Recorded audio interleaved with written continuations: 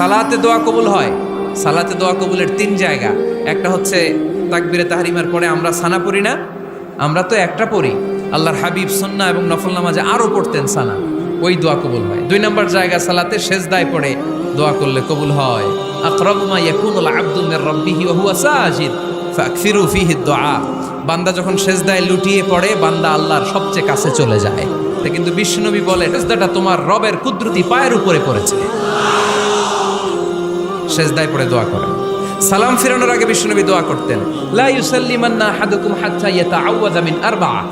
আল্লাহর হাবিব বললেন, 4 জিনিস থেকে পানাহ না আছে আমার কোন উম্মত যেন সালাম না ফিরায়। তারা যেন পড়ে, আল্লাহুম্মা ইন্নী আউযু বিকা মিন আযাবিল কবর, আউযু বিকা মিন আযাবি জাহান্নাম, আউযু বিকা মিন ফিতনাতিল মাহইয়া ওয়াল মামাত, আউযু বিকা মিন ফিতনাতিল মাসিহিদ দাজ্জাল।